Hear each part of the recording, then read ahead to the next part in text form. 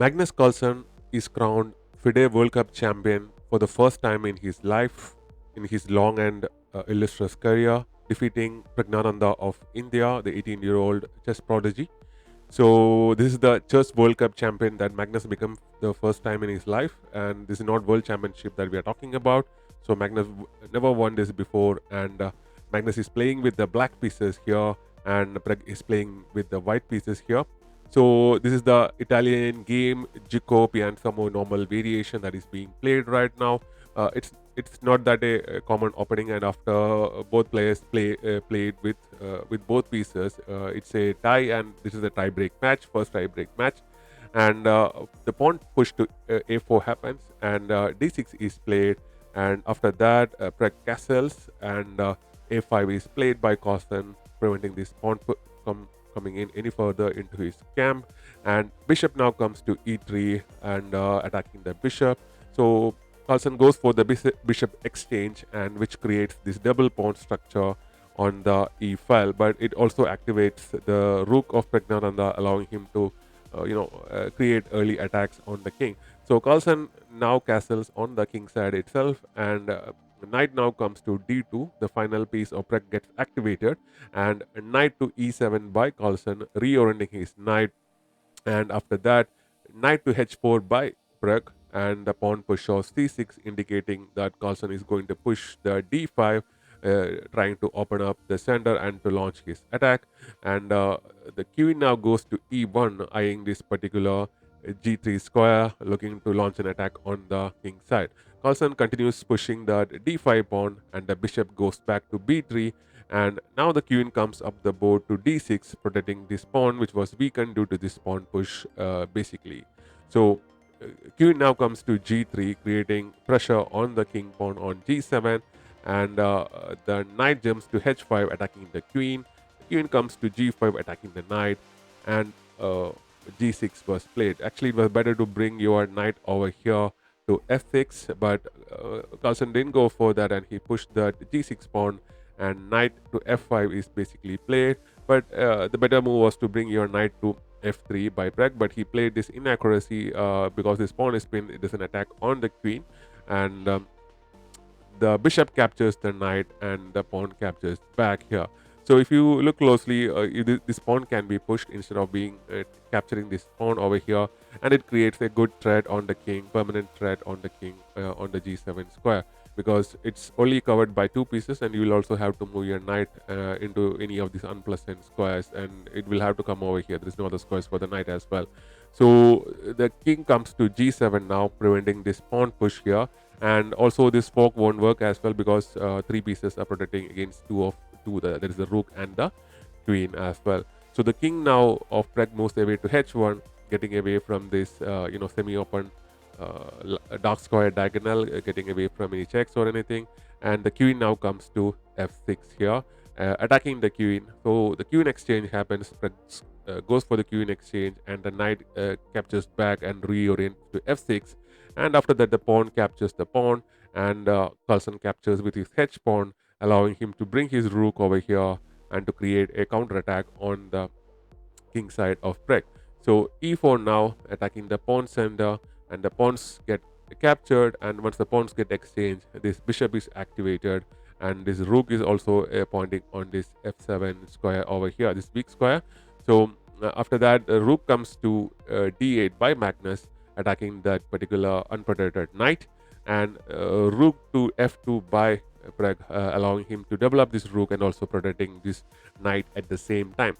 So rook to d4 now, pushing his rook up the board, Carlsen, and now the rook doubles up, and there is a twin attack on this particular knight, and you need protection. So the knight to g8 is played, basically protecting this knight twice, and it's also shielding from this knight presence is shielding any attack on this particular f7 pawn as well, because it already attacked thrice by this bishop and both the rooks as well. So c3 now, pushing that particular rook, and the rook comes back to d7. So in case you have to move your knight, now this particular f7 pawn is nicely protected. So the rook to e2 now, and rook to e7 by Carlsen, both trying to protect their e pawns, and bishop to c2 by Pragg, allowing him to push the pawn to b3 or b4 on the queen side now. So knight to d7 now, and knight to c4 by Pragg, attacking that unprotected pawn on the a file. So the rook now goes to a8, and g4 is played, which is an inaccuracy. The better move was to bring your rook to f2, double it up again. So now the pawn push to f6 happened by Carlsen, but it was better to bring your knight over the. It was an engine suggestion, but Carlsen praised it anyways. And the rook goes to g2, and the knight to h6 now, and the pawn push to g5 happens, attacking the knight and the pawn at the same time. So the pawn captures the pawn, and the rook captures back. And after this, the knight goes to f7, attacking the rook, and the rook goes back to g2 again.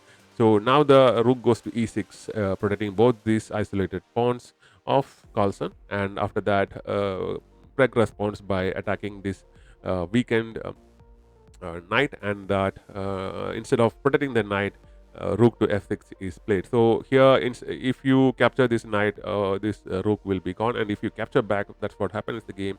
You can capture back with your knight, and this a different way of getting away from attacks by exchange.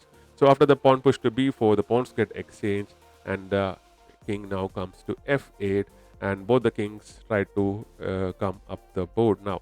So a5 by Pragg, and rook now comes to h8, trying to get it activated Magnus, and rook to e8, e2 by Pragg, now allowing him to relieve this bishop, and trying to get it activated.